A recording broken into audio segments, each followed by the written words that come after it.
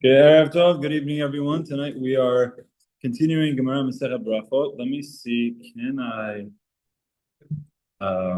pin myself? Spotlight for everyone. There we go. I don't know.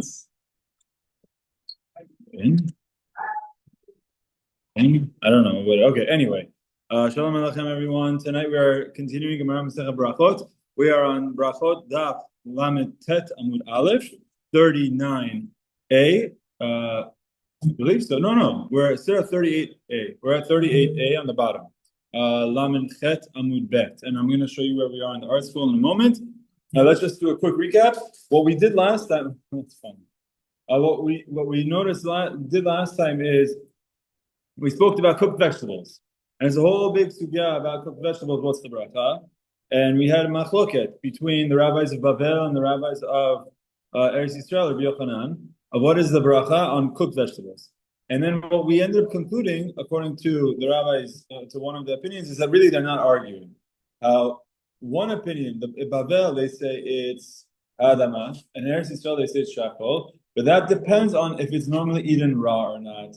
If the vegetable is eaten raw, so then, and cooking it degrades it, so then it becomes shehakol after you cooked it, because you're degrading it. That's what's important. If it's better cooked, then cooking it makes it adama. Like, for example, beets or potatoes. You don't eat potatoes raw, so cooking it makes it adama, whereas if you eat it raw, it would be shehakol. And if it could be eaten both, like a carrot, so then both would be adama. We gave a bunch of examples. What are some examples of fruits or vegetables that is eaten raw and cooking it would actually degrade its status or make it shehakol? What are some examples where you don't want to cook? Watermelon. Watermelon is something that if you cook a watermelon, it becomes shehakol because it's not something that you cook. There are certain things that you do cook though, like you do have grilled vegetables. Certain things that you don't eat raw, that if you were to eat it raw, it would be shehakol. We gave examples of things that you don't eat raw. Potato. You're not going to eat it. If you want to eat a raw potato, you're going to say adama. Crazy, but you say shehakol. I mean, because it's not meant to be eaten raw, so then it only becomes adama after you cook it. The cooking process could, if it's upgrading it, it makes it adama. If it's downgrading it, it makes it shehakol. And if it could be eaten both, like a carrot, so then both cases would be adama. As we did that, we mentioned the case of an olive, and I'm just mentioning this because it's important for our upcoming Gemara. We said, hold on a second. Rabbi Yochanan was of the opinion, according to Ula, we said that Rabbi Yochanan said that it would actually be if you cook it as shehakol. Then we said, well, hold on a second. We know a situation where he ate an olive, and he ate an olive after it was pickled. Pickling it is like cooking it. When you have something soaking for so long, it's like a cooking process. We know he made a beracha before and after. So what beracha was he making? It must be that it was, if it's the same status, he was making a ha'etz and ala perot. And the Gemara says, no, it could just be that he's saying shehakol and maror nefashot. So that wasn't really such a strong proof. But throughout the process, we learned that Rabbi Akiva ate an olive and he said a beracha from it. Okay, so that's where we are right now. We're going to pick up from Gemara Berachot Daf Lamed Chet Amud Bet 38B. If you're looking at the article, it's the very end, so it's the last one of 38. It's about maror. 38, probably like B4 or 5 or whatever, 4, 3 or 4. It's Mativ Rav Yitzchak Bar Shmuel. Rav Yitzchak Bar Shmuel said, and let me share the screen for the gentleman of the Zoom. Share screen. Boom. Start broadcast. Okay, can I have someone from the Zoom just give me a holler? Can you see the screen? You see the art scroll? Yes. Yes. Very good. Thank you very much. Mativ Rav Yitzchak Bar Shmuel. Rav Yitzchak Bar Shmuel wants to bring a disproof. We just said that if you cook something, it takes it out of its status. That's the machloket. That cooking a vegetable, if it's upgrading it, it makes it adama. If it's downgrading it, makes it shehakol. So let's see, we have a disproof. We want to take a proof from this case of maror. Yerakot she'adam yotze bahen yidei chovato b'Pesach. There are vegetables that a person may fulfill his obligation on Pesach for maror. There's 5 options, as the Mishnah and Pesachim tells us, what do we have for, what do you guys have for maror? And everyone has romaine lettuce, but there's also, you could have endives, there's different opinions, there's 5 different types of maror that's allowed. Okay? Now what we say here is, those vegetables, you're allowed to eat the leaf, and you're allowed to eat the stalk. So if you're looking at romaine lettuce, there's like a white part in the middle and there's the green leafy part at the end. Let's say someone doesn't like the green leafy parts and they want to just get enough of the shiur of the just the stalks. Are they allowed to? Yeah. You're allowed to fulfill with the leaves or with their stalks. But they are not allowed to be pickled. They're not allowed to be stewed or cooked. Or they're not allowed to be cooked. Okay, so let's see how we could understand this. You have a romaine lettuce. If it's raw, I'm fulfilling my obligation of maror. If I cook it, I no longer fulfill my obligation of maror. So what does that tell you? What does the cooking process do to a vegetable? It changes it. It sweetens it. Okay? If it's changing it, you would say, okay, so it's no longer going to be adama. So this is what I want to say. But if you're going to tell me that cooking it remains in its original status, which is what one of the opinions said, is that it would be in the same status. Shelukin amai lo. So if you cook it, why would it not? You would not be able to fulfill your obligation of adama. So what we're trying to do is we're trying to learn from an obligation of maror, taking that to the of hilchot berachot. Get it? Hilchot Pesach, how you fulfill the mitzvah of maror. We're taking a law there, and from that we're reverse engineering and backing that into hilchot berachot. The Gemara says, "Shani hatam." No, don't compare these two realms of halacha. Hatam de ba'inan ta'am maror v'leika. Because there's a obligation that when you eat maror, it has to have the taste of maror.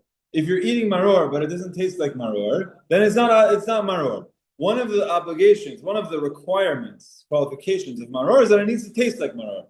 And if you turn it into a soup, and now it's you like, for example, these juices, they take these like bottles.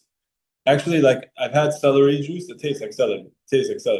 But like there's certain things that doesn't really taste like a kale one that it doesn't. I don't know what it tastes like, but it doesn't taste like I'm chewing on kale. It doesn't taste like that. So how can you take a blended kale and say I'm fulfilling the obligation and it doesn't taste like it?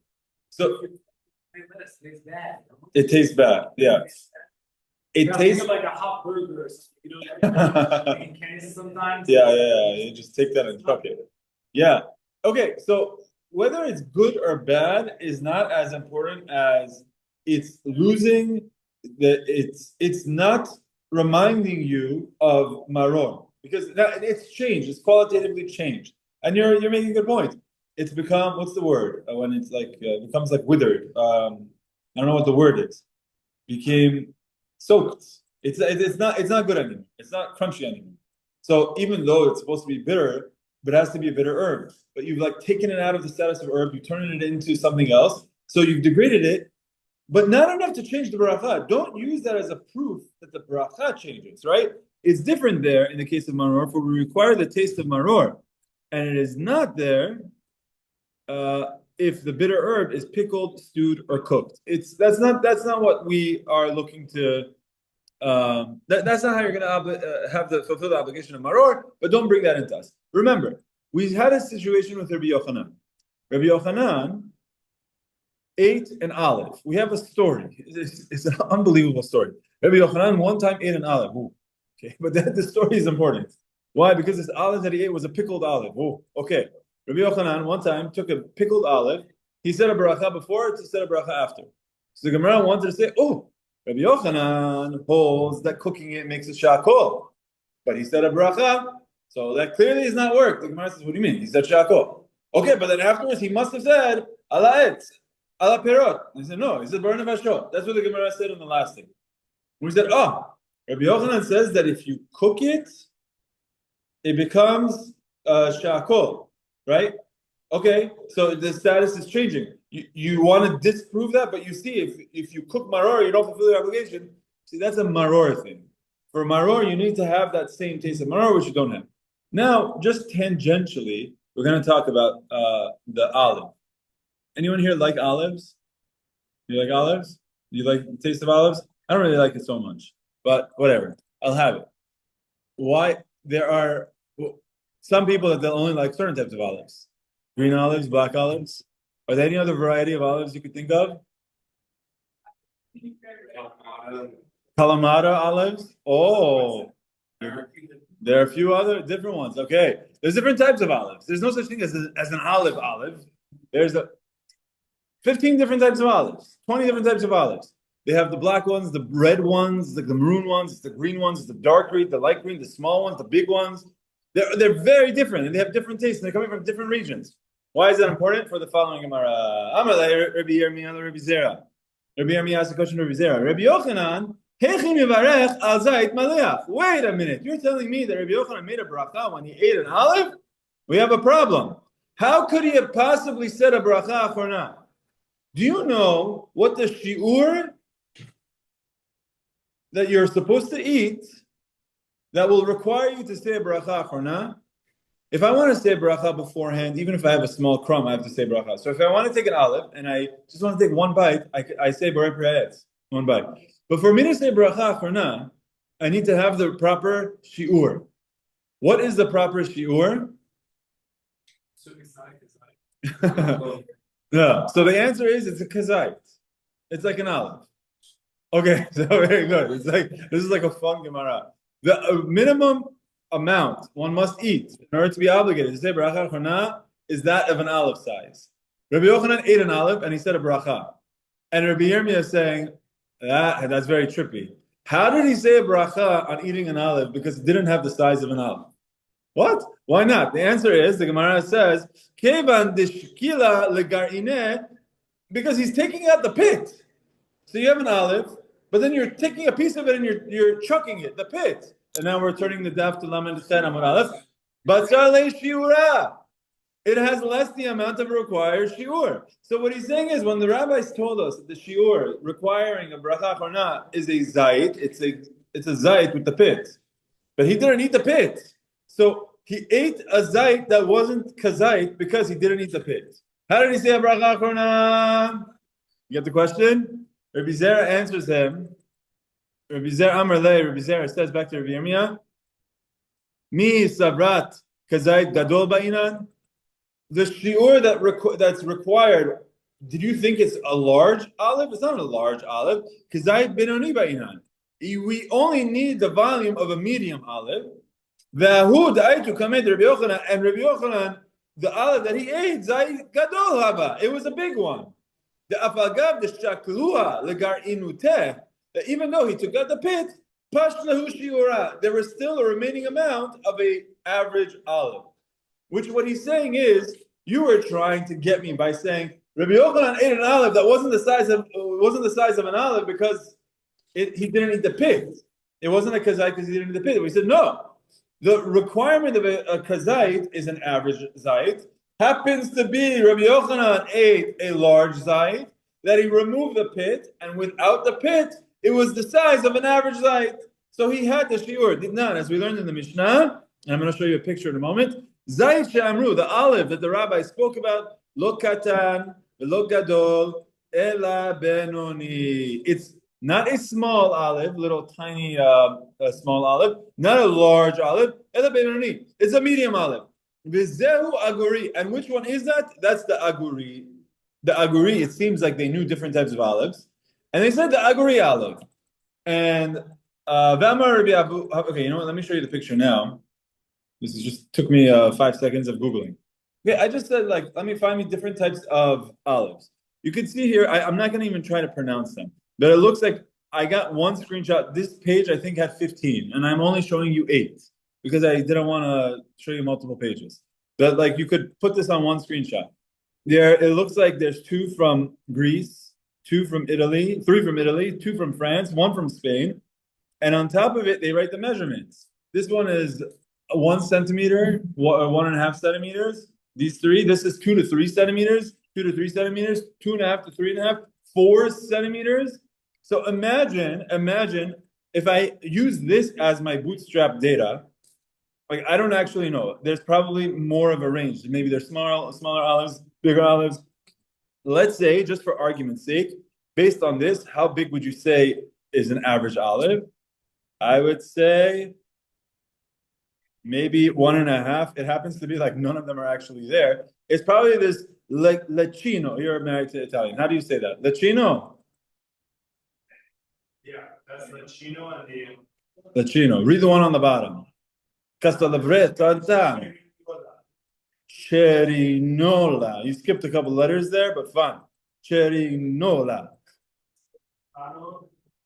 What are you? Now you're talking about pasta? I'm not talking about pasta here. What are you saying?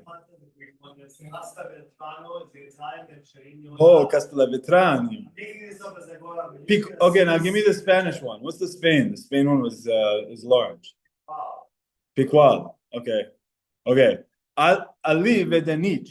Nis. Okay, whatever. You get the point. So now the Gemara is saying it's not the small one, it's not the big one, it's the middle one, and that's the aguri.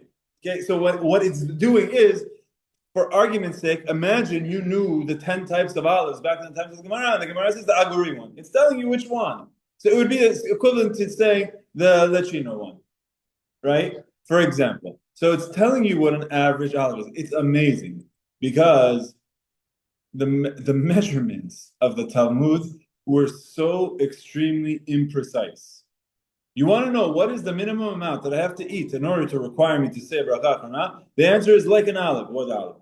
Not a big one, not a small, an average olive. Which one? Like that olive. Okay, even that olive, I guarantee you, if you were to take 100 of them and weigh them all, look, each of these, they vary.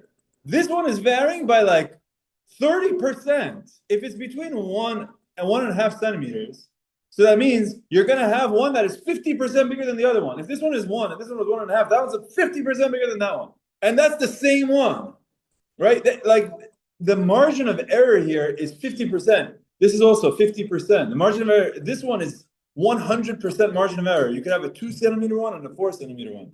Okay, now we're not going by length, we're going by volume, but all the more so. So you have to, I don't want to spend too much time on this, but what I want to say is that when you're talking about shiurim, we love nowadays taking it to exact scale, to exact measurement, to exact cc, the number of millimeters, cubic millimeters of water displacement.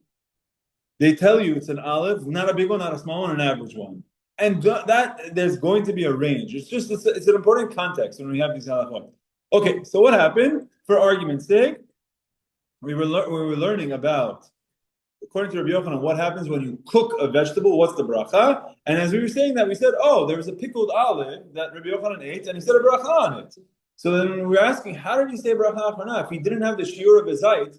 Because his zayit has a pit. So if you take a shiur of his zayit with the pit and without the pit, you're going to be losing. So it's saying, okay, the shiur of a zayit that we're talking about is an average one. Let's say this one.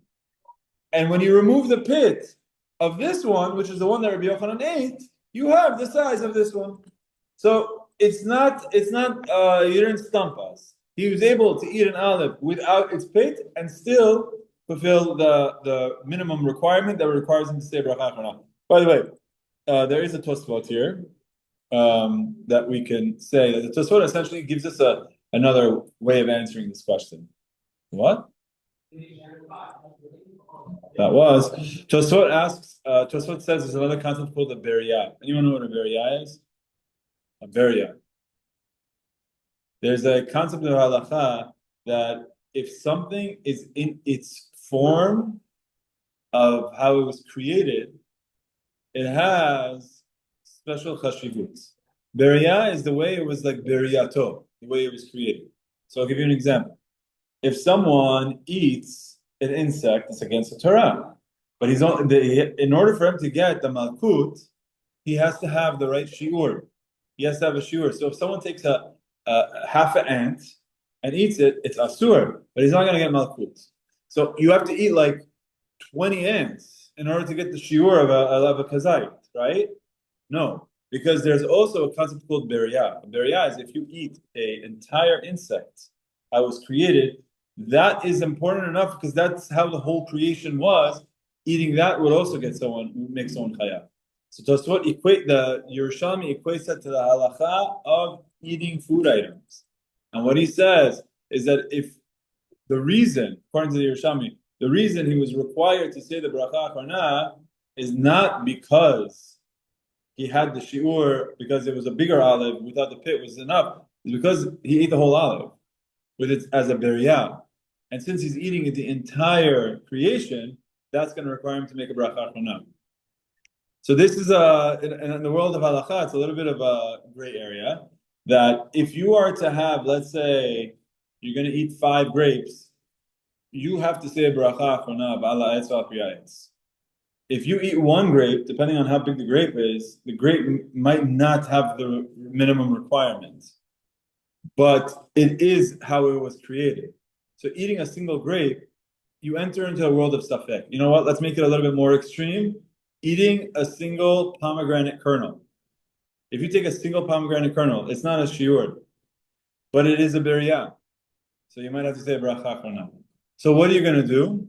You're gonna demand more. You're gonna say, I need to have at least 10 pomegranates. I don't want a single pomegranate. And although jokes aside, you are entering this thing of halacha.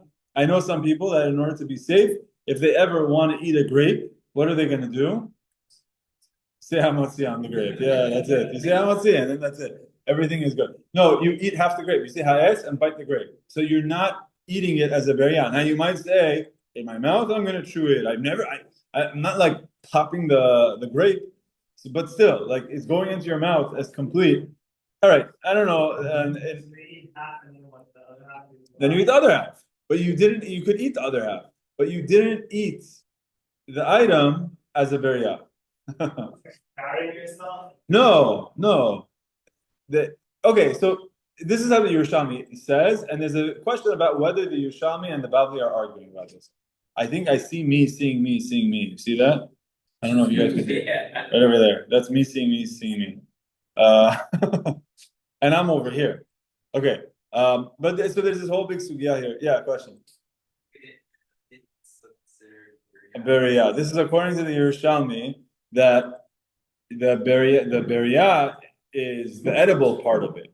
So if he ate the entire olive, the edible part, and he sucked off all the meat. Now, if he left off some of the meat, it would be considered a beriah. This is what the Yerushalmi says. Let me just pull it up and show you guys that very quickly. Start broadcast. Friday night before homes, and when people like to make a broth, they'll eat half a grape. They'll say eat half of a grape. Yeah, so you've seen this before? You've seen someone eating half a grape. Yeah, why not a whole grape? Because entering a whole grape enters you into the world of the safek of a beriah. So let me just show you this very quickly. Baruch Hashem a million times. Ooh, look how long this tosfot is. It's this one over here. It's a very long tosfot. So tosfot first says that the only thing that you need a shiur for is the beracha afterwards. The beracha before, even if you're going to have a small amount, you have to say beracha before. Fine.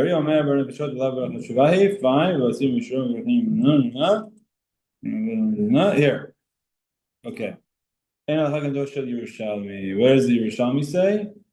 Yerushalmi, Rabbi Yochanan, Hechi barich azayit. The Gemara asks, Hechi barich azayit.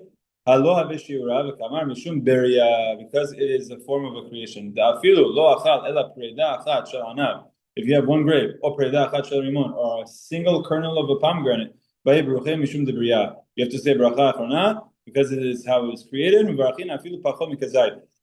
Eliyahu's point, it's not that he ate the pit; it's that he has to eat the edible part of the beriah. And Tosfot says that argues with our Gemara. And if you ever have a Bavli and Yerushalmi arguing, we hold like the Bavli. So, but others will say, but the second opinion in Tosfot says they're not arguing. Because in our case, this was the case. He did remove the pit. And this was, it's just telling you that in his situation, because he ate a large, this was the case. They're arguing about what the case was. They're not arguing about what the halakha. They would agree about the halakha, the Bavli and the Yerushalmi. They're just arguing about what the case was. Okay, we don't need to go further into that, but there is a lot of this. Just keep that in mind. All right. So we said there's different types of olives. The medium-sized olive is a aguri. V'amar Rabbi Abahu says lo aguri shemo, ela avruti shemo. It's not called an aguri. It's called an avruti. Ve'amri la samrusi shemon. Some say it's a samrusi. Okay, and I already showed you. Okay, if I ask you what's your average, I could say it could be a lecino, it could be a calamara, it could be a castellavretano, right?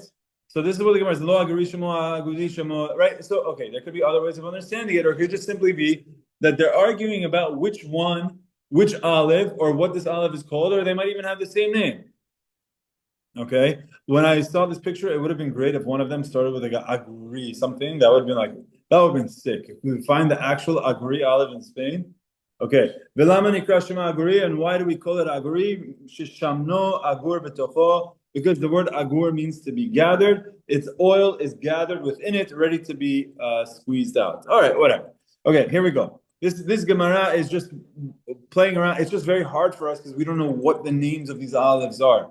But it's just a question of that average olive. Is it aguri? Is it an avruti? Is it samrusi? Why is it called an aguri? It's called an aguri because aguri means it's gathered. The oil is gathered within, which means you squeeze it and olive comes out. Oil comes out. Nema ketanai. Let us say that the whole question about cooked vegetables, whether they retain their original status or not, is a machoket between Amoraim, between Tanaim. It's a machoket Tanaim. Let's see. There's a fun story here, and I've quoted the one line of this story a lot. Let's see it. There were two students that were sitting in front of their rabbi, Bar Kappara. So the rabbi was Bar Kappara. Two students were there. And then they were going to have a meal. They were having a siyum of some sort, and they brought three types of fruit. Kruv, which is cabbage. Dur maskin, which I don't know what that is. It's a type of mountain spinach, or how do you pronounce this? In footnote number 8, dur maskin is an herb called arish. I don't know how to pronounce that, but it's a type of spinach. Let's call it a mountain spinach. Dur maskin. Upargiot. What are pargiot? Pargiot is meat. I don't know if it's actually the baby chicken. If you go somewhere and you order pargiot, you're getting baby chicken. I don't know that, but it's like just shawarma. Okay. So what happened? Bar Kappara sitting there, two students, and they brought out three dishes. They brought cabbage, durmaskin, and pargiot, and meat. And when we say cabbage, this cabbage is talking about some other cabbage that was more, it was more satiating. I don't know. I don't think it's the same cabbage that we have today. Maybe it is, but it was more satiating. So Natan Bar Kappara reshut le'echad mehen levarech. So he told one of them, "Bechava, make a beracha." Okay, you make the beracha, we say amen. Bechava. So he picks one of the students. It's bechava. Go ahead. Kafatzu berach ala pargiot. Bar Kappara didn't tell him which one to make the beracha on. This student jumped and picked the chicken. I said, Berachot Shehakol, and he ate the chicken. And everyone answered amen. But he didn't ask him, which one should I say the beracha on? We're now going to get introduced to the concept of there's order of preference of which one you should say the beracha on. So ligleg alav chavero. So the other student started to make fun of him because he should have said the beracha on kruv, on cabbage. Two students, Bar Kappara says here, say the beracha. He doesn't tell him which one to make the beracha on. He picked the chicken, said Shehakol. The other student said, what are you doing, you fool, you idiot? You should have done it on the cabbage. Ka'as Bar Kappara. Bar Kappara got angry. Why did he get angry? Why did the rabbi get angry? And he said, Lo ala mivarech ani koes. I'm not upset with the one who made the beracha. Ela ala milagleg ani koes. I'm upset at the one that mocked him, that made fun of him. If your colleague, your friend is like someone that never had meat in his life, so he's starving to have the meat because he's so hungry to have the meat, and really he shouldn't have said the beracha on the meat, but he just can't contain himself, fine. So that's what he's like. What are you making fun of him though? In other words, he's saying, I agree that you should have made the beracha on the cabbage. And if your friend makes a mistake because he wants the meat so badly, what, you're going to make fun of him? So he was upset at him for making fun of him. But then Kappara continued to say, I'm not upset only at the one who mocked. I'm also upset at the one that made the beracha. Why? He said, even if I don't have wisdom, even if there isn't wisdom here, isn't there age here? In other words, He's saying, how come you didn't ask me? And if you're gonna say you didn't want to ask me because you think I don't know, even though Kappara was the rabbi. Even if I don't have the right wisdom, I have the age, I'm older than you. So the reason I quote this a lot is because there's a very nice line of the Gemara. Im chokhmah kan, ziknain kan. Sometimes you have someone that's young that thinks they know everything, and they might know a lot. But still, there's a matter of respect of asking the elders and understanding. Maybe they know, they've been around longer than you, they've seen more things than you. So im chokhmah kan, ziknain kan, fine. Cool. 1 second. What is that? Yeah, okay, that's okay. So he is both upset at the one student that said the beracha on the chicken instead of on the cabbage. He's also upset at the one that made fun of him. Tana, it was Tana and Braita, and both of them did not outlive that year. I don't know what's going on. Actually, the way Rabbi Razner said is like there probably was more details to the story. It's not like this one ate chicken, so he died. Like there probably was a lot more details to the story. It's just that these two characters, there was something going on with them, and it happened to be that they both died young. And this is one incident that we have recorded. Maybe there are other incidents that are recorded. I haven't seen anything. Let me see. There's no footnotes here. Okay. No, maybe it's something we can look into, like what exactly happened. But from this story, my love, maybe these two students had this dispute.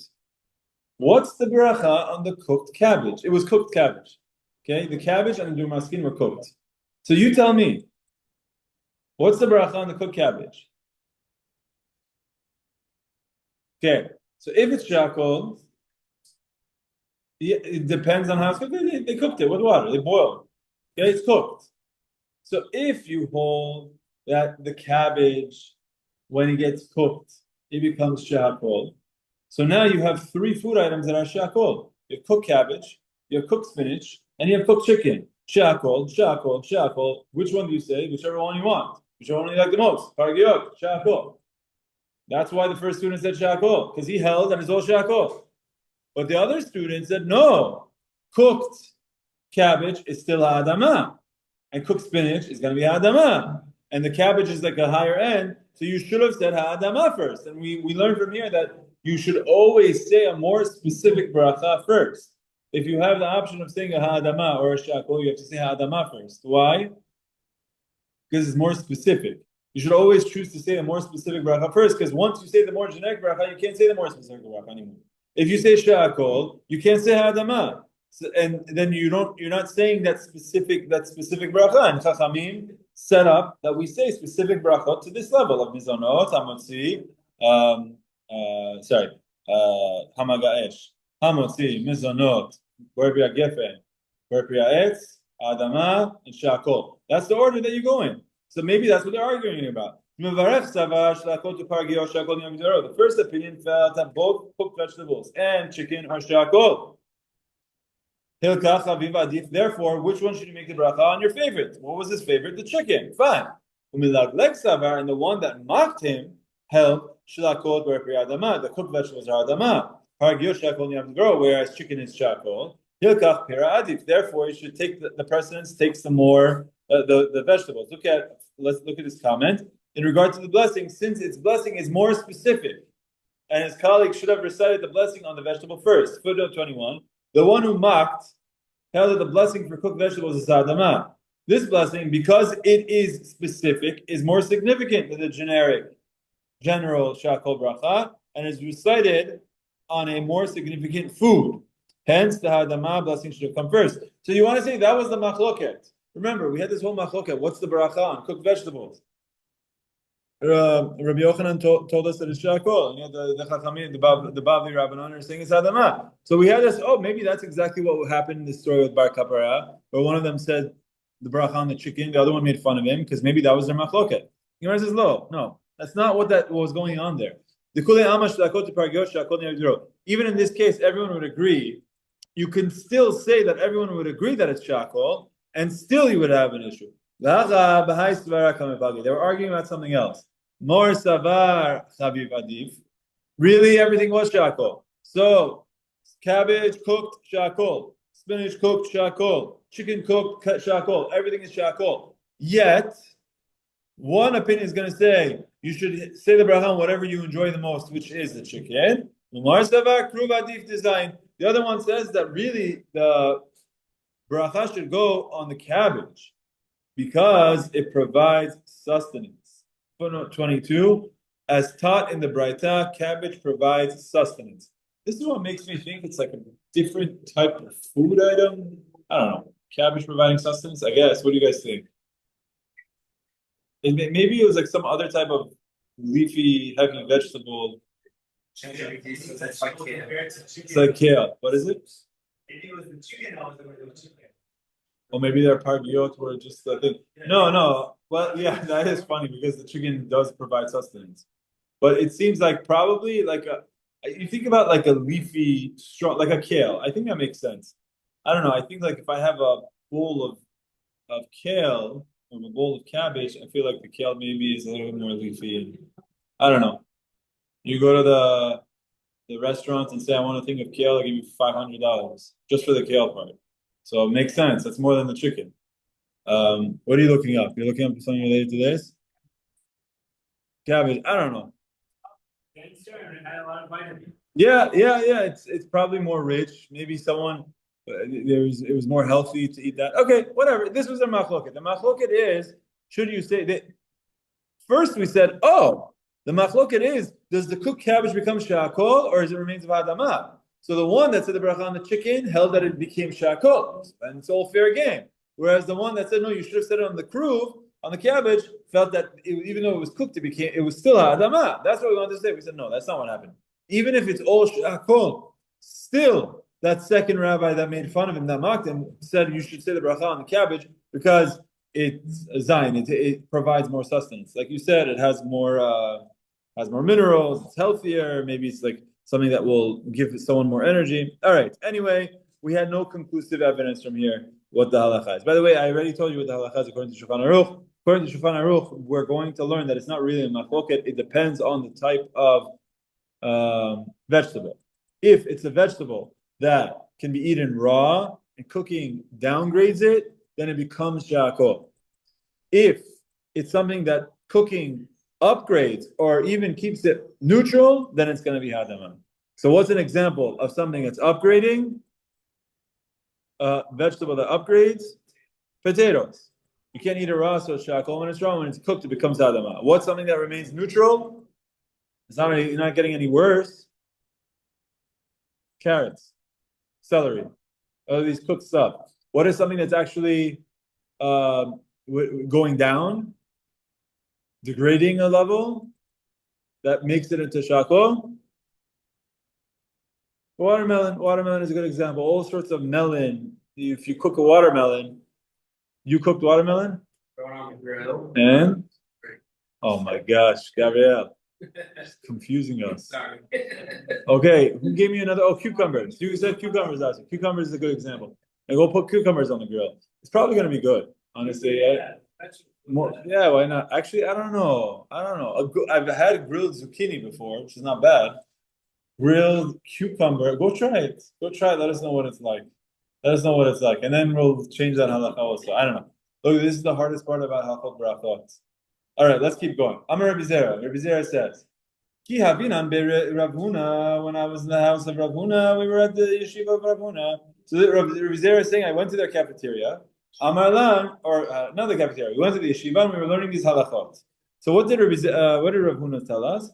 Hani gargelide delifta, turnip heads. You guys know what turnip is? It's like a type of radish. It's a little bit, but it's like a bulb. It's a turnip. You can't eat it. You don't eat it raw. I don't think you eat it raw. But it seems like they used to eat it raw. It's like a type of a radish. Okay. So these turnip heads, piraminhu pirima rabba. If you chop it up into big chunks, I'm thinking about radish. Or you know what? What's that vegetable that's white and crunchy when you cut it? Fennel. I was thinking about something else. It's like a bulb.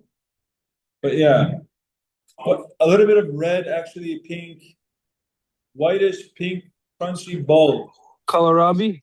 That's it. Who said it? Tomer. Kohlrabi. You guys know what kohlrabi is? Okay, you know what? Kalamsang. Now, how do you spell kohlrabi? Kohlrabi. Oh, that's not what I thought. Okay, like something like this. It's a unique cruciferous fruit. Okay, it's like this thing. Okay, I don't know if this is exactly what we're talking about, but it's something that's very bulby. They put it in Shalom Chodah. You put so turnip. What did we call it? Turnip, right? It's the same thing. This is like a type of radish. Okay, so we're talking about this bulby thing. That's you put it shalham. That's shalham. Which one? This one is shalham, and then kohlrabi is kalamsang. yeah, shalham and kalamsang. Okay, very good. And then what's radish? Toropche.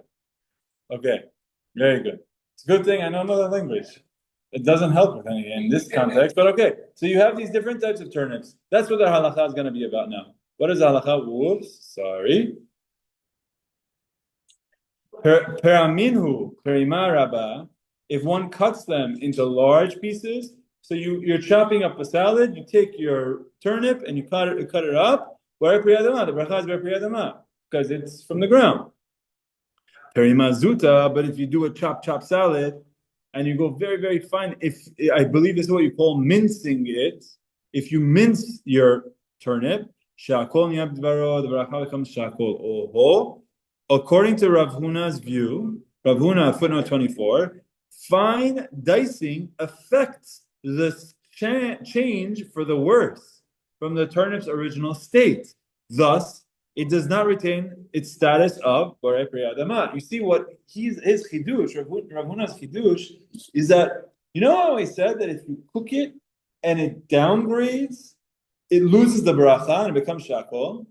So he says, if you chop it, if you dice it to the point that it downgrades, then it becomes shehakol also. That's his chidush.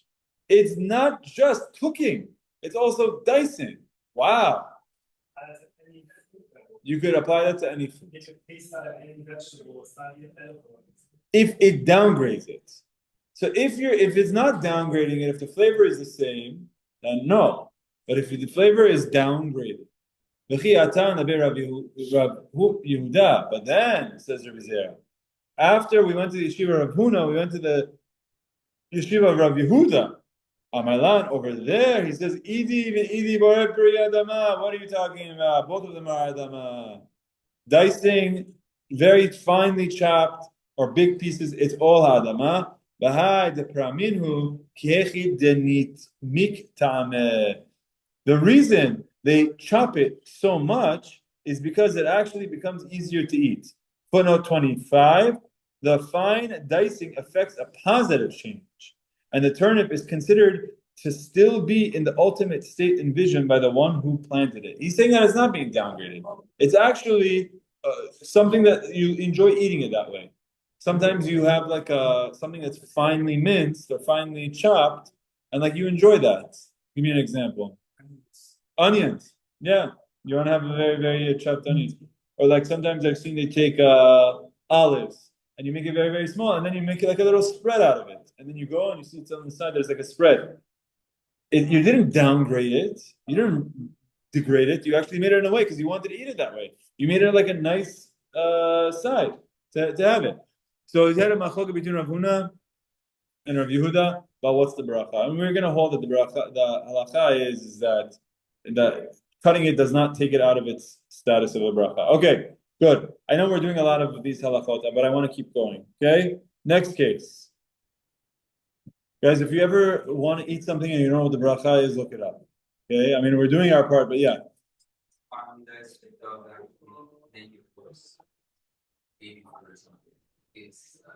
Yes.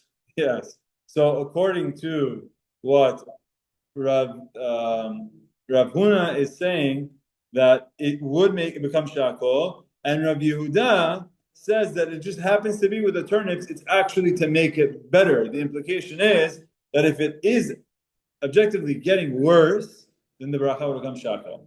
Beracha would indeed become shehakol, and then it's just so hard because I can't think of. You can think of an example that chopping something ruins it. I guess I don't know. I feel like sometimes you take something and you chop it too much. It's not the same thing anymore. Garlic. You take like a nice tomato. I'm not a big tomato fan, but like if you like really mush it as the ketchup, it's not tomato anymore. Ketchup is Shehakol. Maybe. I don't know. I don't know if ketchup is a good example, but maybe ketchup. What do you think? Tomato sauce. You make it into a sauce. If I want to scoop up crushed tomato, what's the beracha? Some salsa. Salsa. Food. What is food? Probably. Oh my gosh, I started sweating. This is weird. You said the word food, I started to have sweat from my forehead. Unbelievable. It is. So there's so you're taking jalapeno and chopping up very finely. Wow. You take a jalapeno pepper, it's adama. Yeah, but people enjoy it that way. It's actually making it better. Someone said something? Okay. All right. No. Good question. I think the answer is that if it's indeed degrading it, the beracha would become shehakol. Okay, here we go. Amar Ravashi. Ravashi says, Ki avina b'Rav Kana. Also, we went to the yeshiva of Rav Kana, and over there he had a halachot berachot question. What Amar Lan? He said to us, Tavshila desilka. Okay, now we're talking about beets. You know who eats beets? You like beets? Labu. There's another word for it in Farsi.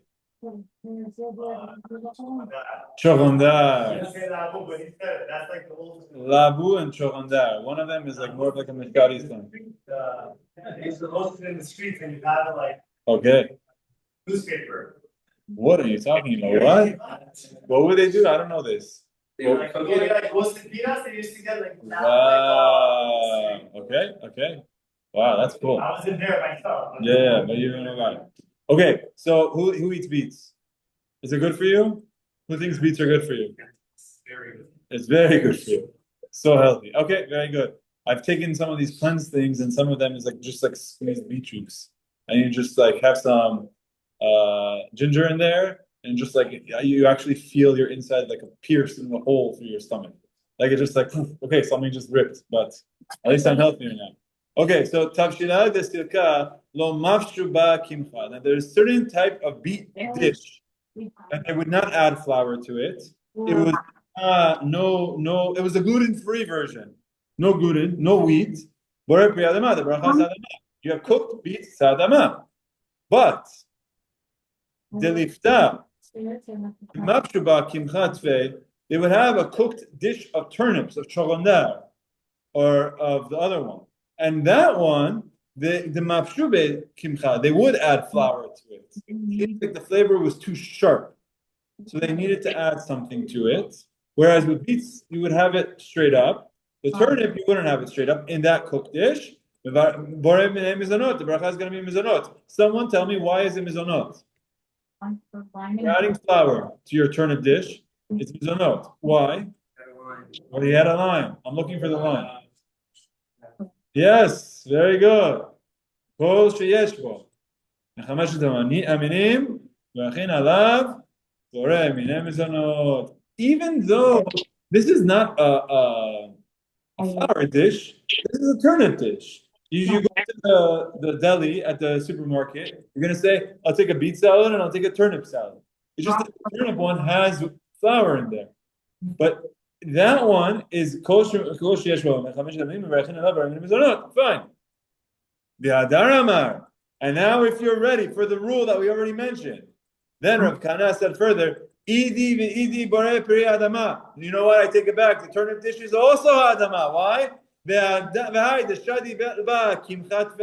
And even though you're pouring flour in there, you're doing it simply for cohesion, for adhesion. You're doing it simply for form. This is something that Tosfot told us earlier. Ledabek, that sometimes the flour is not there for flavor. It's not there for sustenance. It's not there for food. It's there for structure.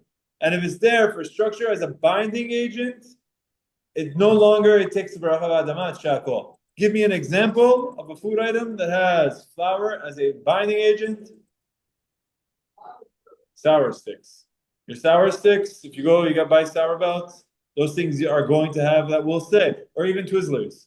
Twizzlers, we're going to say it's Shehakol. There's some that are going to argue. We mentioned this when we spoke about it. Some will argue and say, no, it's actually there for flavor. Also, I told you, Rabbi Leibowitz in his Daf Yomi Shiur, Rabbi Leibowitz, if you listen to it, he said he once said this in a Shiur, and someone emailed him and said that I work in a factory of licorice company, and we have flour in our licorice. We also have gluten-free versions, and the gluten-free version doesn't taste good. So, like, it actually does enhance the taste, and really, it should be mizanah. But I think people, on Twizzlers, for the most part, we say Shehakol. Twizzlers, we say Shehakol. Why? Because of this Gemara. Even though there's flour in there, it's only there for adhesion purposes. Good? Let's go. Mr. Adalati thinks beets are good. Are you ready to shatter his world? Amar Rav Chasta. Rav Chasta said, Tavshil shel teradin, a cooked dish of beets, yafeh lalev, is good for your heart. V'tov la'inayin, is good for your eyes. V'kol sheken livnei me'ayim, and it's certainly good for your digestive tract. It's good for your heart. It's good for your soul. It's good for your eyes. It's good for your belly. It's good for your digestion. And that is only good. Amar Abaye, but Abaye says, but hold on a second. You have to make sure you're doing it the right way. That's as long as it would sat on the stove, the avid tuch. As long as you boiled it to the point where the water was meaning, not if you're having this thing raw, or not if you're having it parboiled. You have to have a tuk. Okay? And what does tuk mean? It's a sound. What do you call it when you have a word? Onomatopoeia. Very good. Onomatopoeia. They have it over here. Tuk is an imitation of the bubbling sound made by the cooking beets. Amazing. Next time I'm going to go in the kitchen, my wife's doing something like, what's wrong with you? I learned in the Gemara. Okay, so this is the beets. He's saying that as long as you cook it, which means if you have raw beets, it's not good. It's not healthy for you. But if you have beets that are cooked to the tuk level, then it's good for your heart, good for your eyes, good for your digestive. I want to go eat some beets right now. What? You just had beets. Okay, very good. They actually do taste. They have a very sweet taste to it also. So, and you're seeing that it's healthy as well. Okay. Amar Rav Papa. Rav Papa says, "Oh, this Gemara. All right, this Gemara is a very interesting one. Let's see how far we get. We're going to start this. Amar Rav Papa. Rav Papa says, "Shitali. It's obvious to me. Maya destilka kestilka. The soup of cooked beets is like the beets themselves with respect to the beracha, which means, Rav Papa is saying, if I have a beet dish and there's soup there, and the soup is like red, because the flavor is all from the beets, so you know what I'm like looking at. It's like you have a pot with beets, you tuk-tuked it, and now you're going to eat that soup with the beets. So you have the beet with the soup. Rav Papa says, I know that the beracha of the soup is ha'adama.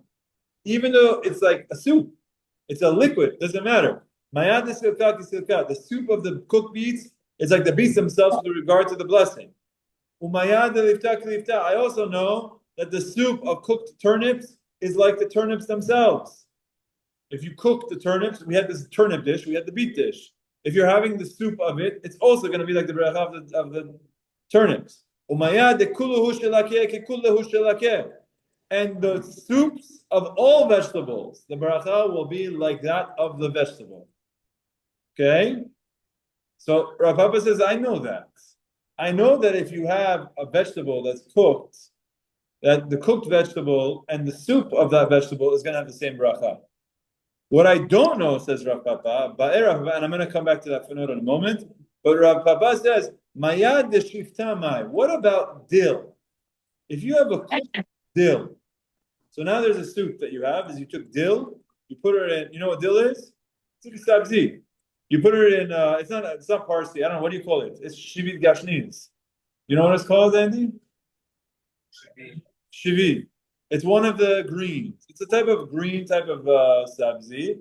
You cooked up a soup of dill. So what's the beracha? I don't know, says Rav Papa. If is the dill there just to add some flavor to the dish? Or is it there to remove the bad odors of the dish? If you added the dill to the soup so that your soup has dill flavor, so then it's going to be ha'adama like the dill.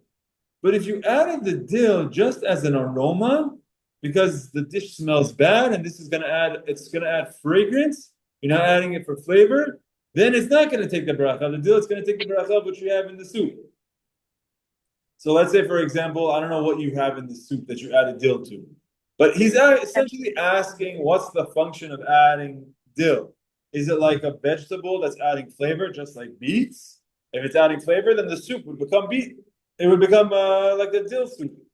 Or is it there as a function, almost like a spice, to just add some, not even spice, like an aroma, an essence, so that therefore the soup would not take the beracha of the dill. And he says, I don't know. So it says, Tashema, let's learn from a beracha, from the Mishnah. Hashevet, when it comes to dill, Mishenatna tam bakadera, once this dill has passed its flavor into the dish, ein ba mishum teruma. There's no teruma anymore. Imagine this was Mr. Ben Aziz's dill. Okay, Mr. Moshe Sarinajad, you had a dill garden. Okay, big dill garden. And you need to take off your teruma, you give 2% of your dill to Mr. Azizi. Mr. Azizi has teruma, so he's going to have teruma soup. So he takes his dill and he's cooking it. The Mishnah says, once you cooked it and the flavor goes into the pot is not teruma. Ein ba mishum teruma. Ve'ena mitama tumat ochalim. And doesn't have food status to now transmit impurity of foods. Okay, we don't need to go into the details. The point is that doesn't have food status. Shema mina lematuke ta'ama avdila. So we're learning from here that once it is flavored. Sorry. I have to explain. The dill loses its teruma status. Not the dish. I'm sorry. If you take a dill, you put it in there, and you cooked. Now you take the dill out. It's no longer teruma. Why is it no longer teruma? Because the flavor is in the pot. So you learn from here that the flavor is why you're putting it in the pot. Because the flavor has gone. You've used up its flavor. We learn from here that once the flavor has gone to the dish, it's made to enhance the flavor of the dish. Therefore, we learn that if you were to have dill soup, you would say ha'adama. Okay. There is one thing that we just covered tonight with Rav Papa. Maya desalka kesalke. Let me just say the lashon. Maya desilka kesilka. The soup of beets is like the beets. Maya delifta kelifta. The soup of turnips is like turnips. Maya de kuluhu shlake ke kuluhu shlake. The soup of all vegetables is like the vegetable itself, meaning it's adama. There is a question that all the commentators ask about this. When you're contrasting this with the halachic din of soup, of juice, what did we say about date juice? It's ze'ah be'alma. It becomes shehakol. We had a whole thing where we were learning that the juice of a fruit is actually going to be shehakol. Why? Because it's ze'ah be'alma. It's just sweat. So now you have, and I remember learning this halacha with Rav Ben Chaim, and he's saying, you have a piece of the fruit. I have a fruit. I'm not adding any water. I take an apple, no water. Squeeze it in here. This became shehakol. No water added. But I take beets. I add tons of water. I cook it. Now this is ha'adama. Why? Because it added some flavor. With an apple. It added flavor. That's the only thing you're eating is the flavor. So with the juice, you say it's shehakol. But with the soup, it's adama. Reverse. Okay? Long footnotes. This is a very long discussed topic. Let's see what our scroll gives us 4 answers. Let's see what their 4 answers are, which is a good survey of the different opinions. The Rishonim asked, footnote number 32, why the soup of a fruit or vegetable retains the blessing of the original, whereas Shehakol is recited for the blessing of juice squeezed from a fruit or vegetable, which is considered merely to be the sweat, the ze'ah be'alma, right? So we learned this. Why do you have a difference between juice of a fruit, which becomes shehakol, and the soup of a fruit, which retains its beracha? So there's different answers. Many answers are given, each with halachic ramifications. Answer number one that they're going to cover is the Rashba. Rashba explains that the difference stems from the manner in which the fruit or vegetables are normally eaten. Depends on the nature of that fruit. Vegetables used in vegetable soups are generally cooked and eaten in that manner, which means the normal way to eat beets is to have beet soup. The normal way to eat turnips is to have turnip soup. The normal way to eat dill is not to take a dill and chew on it, but is to cook it in a soup. This is what they would do. So since this was a normal way of eating it, then it retains its normal beracha. The vegetables used in vegetable soups are generally cooked and eaten in a manner. Thus, the soup form is the one originally envisioned by the planter. So the Rashba says, and it goes back to what was the kavanah of the person when he planted this. The guy planted beets so that this way he could make beet soup. Moshe planted dill so that he could give it to Mr. Azizi so that he could make dill soup. Or for yourself, to make dill soup. That was the original intent of the planter, says the Rashba. Okay?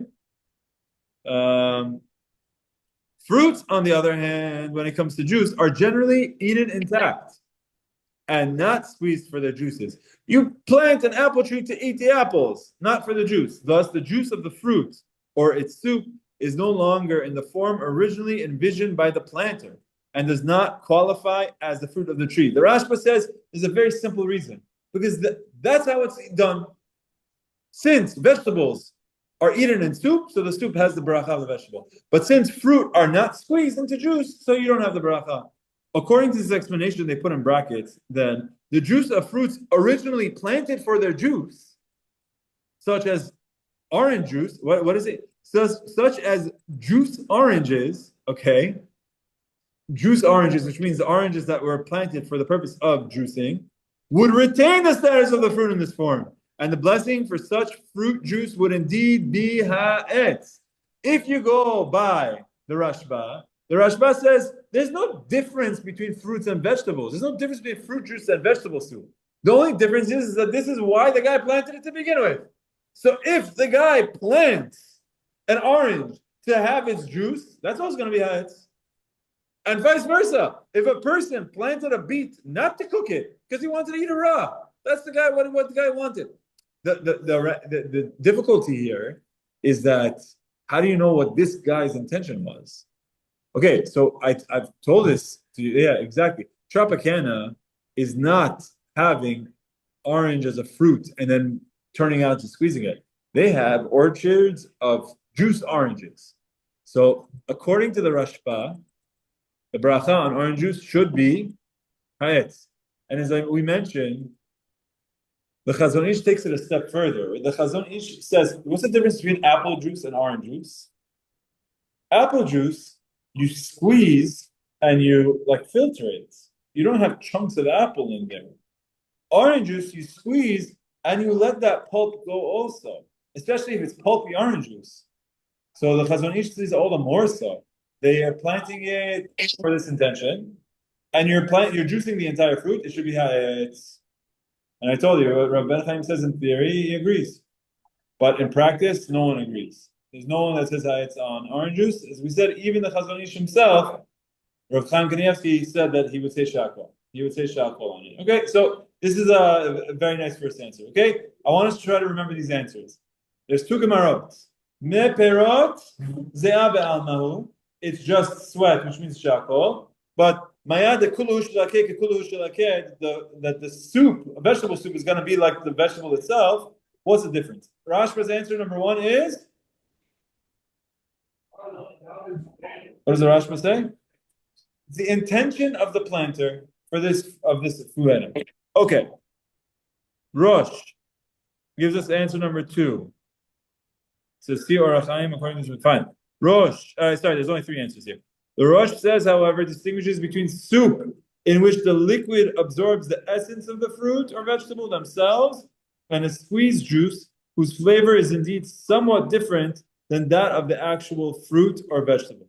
So the Rosh says there's a difference between squeezing and cooking into a soup.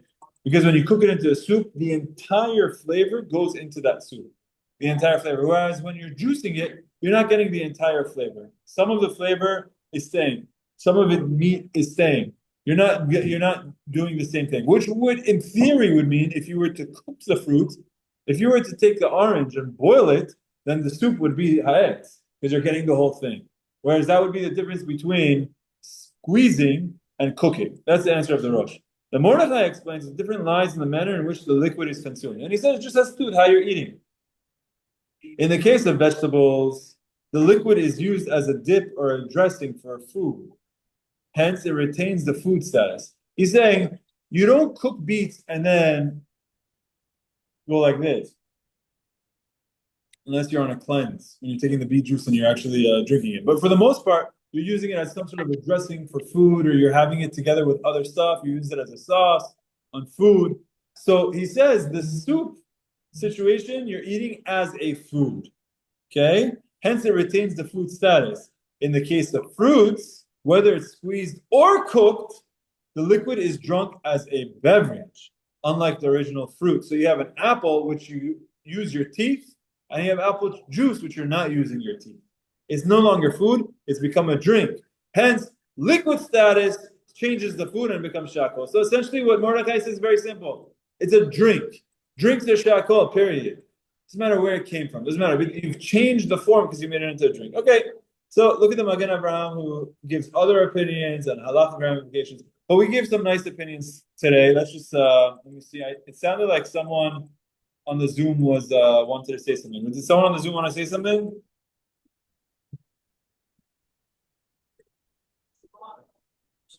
If you have like a chicken, like vegetable soup, at that point, is it just like preference? Like, are you eating it for the vegetables and the chicken? Yeah, okay. So if you have a vegetable soup, what's the beracha? Adama. Okay, I think that's like the clearer case. What's a vegetable soup that you could have? Carrots in there, string beans, green peas, whatever you have in your soup. The beracha is adama. Even if you're just having the soup. You know, it's not adama because I'm eating the carrot. So even if I'm just having the broth, it's still gonna be adama. Whereas now you're talking about, okay, now what happens if I throw chicken in there? So now we get into the halacha of ikar and tafel. Where ikar and tafel is what is the main and what is the secondary. So if you have one piece of chicken in there and the whole thing is mostly it would be adama. But if you have a substantive amount of chicken and you're having the chicken, so it would be shehakol. But that's really a different halacha of like ikar and tafel, when you have a mixture of which beracha to say. But yeah, that's a vegetable soup is adama. Vegetable soup is adama. Any other questions? All right, I think it's a good place to stop. We learned a lot tonight. Let's just quickly try to think about what we learned. We started off talking about maror. We tried to use maror as a proof of if you have cooked maror, you don't fulfill the obligation of maror. We said that's because that's a maror thing. Don't bring that into bracha. As a aside, we said, how did Rabbi Yochanan say a beracha acharona on a zayit if the zayit wasn't kezayit? Gemara says, what do you mean? Because if you're removing the pit, the zayit's not a kezayit. Then the answer no. There's different types of zayits. There's medium, small, and large, and you only have the kezayit that you have to eat is an average one, and he ate a big one without its pit was average. By the way, halachically nowadays, how big do we say is a zayit? Anyone know? So we're gonna say water displacement of 27 grams. It's about an ounce, a little bit less than an ounce. How much is an ounce? Like 30 grams, 31 grams, something like that. 27 grams is how much we hold. So it's a little bit less than an ounce. Water displacement. If you take one of those shot glasses, fill it up with water, and then how much of this food item would displace that much?